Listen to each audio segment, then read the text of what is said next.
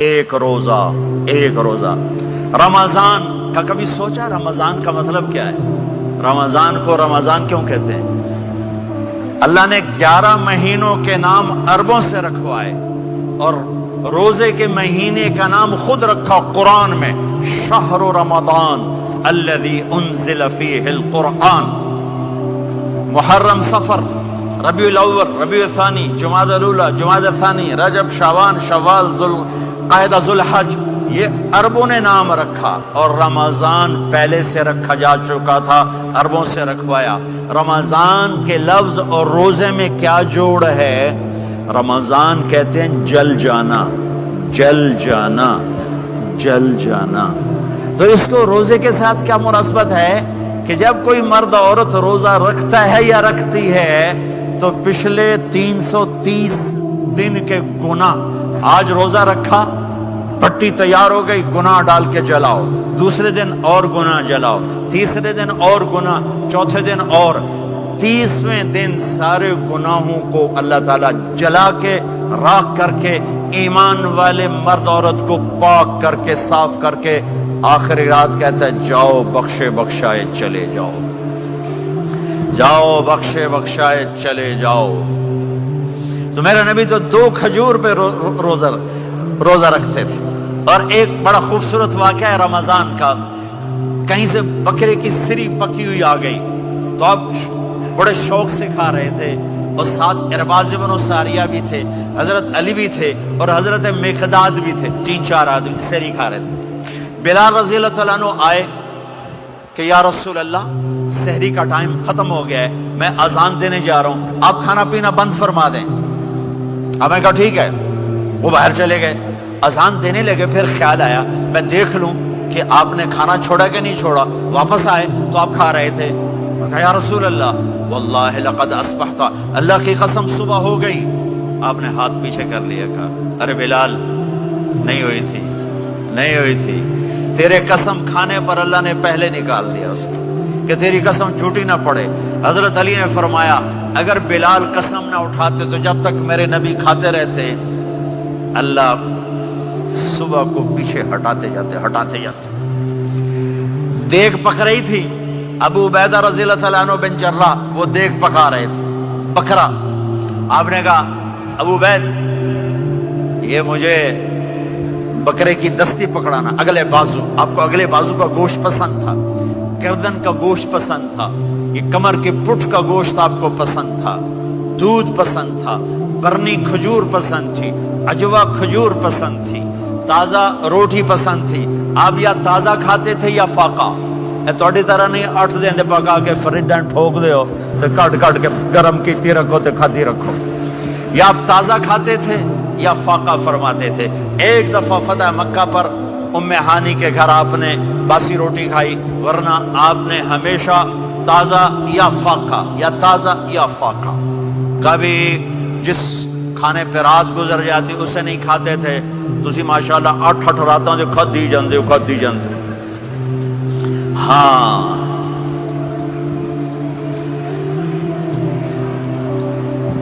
تو کہنے لگے عبید یہ دستی پکڑانا، تو انہوں نے ایسے بکرے کا بازو نکال کے پورا آپ نے یوں پکڑا، نوچ کے پھینکا، کہ دستی پکڑانا، انہوں نے یوں نکالا ڈوئی سے، آپ نے پکڑا، کھایا، کہا مجھے بکرے کا بازو دستی پکڑانا۔ کہا یا رسول اللہ بکرے کی 2 ہی ہوتی ہیں۔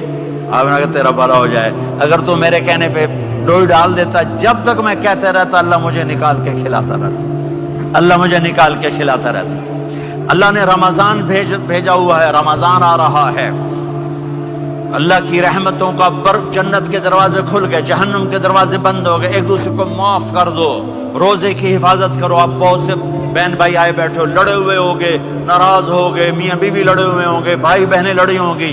رمضان آ رہا ہے، تیاری کرو، جیسے حج پر جانے سے پہلے معافیاں مانگتے ہو، رمضان سے پہلے بھی ایک دوسرے سے معافی مانگو، ایک دوسرے کو معاف کرو، ایک دوسرے کو درگزر کرو، خود جا کے معافی مانگ لو، اللہ آپ کا مقام اونچا کر دے گا، مرتبہ اونچا کر دے گا۔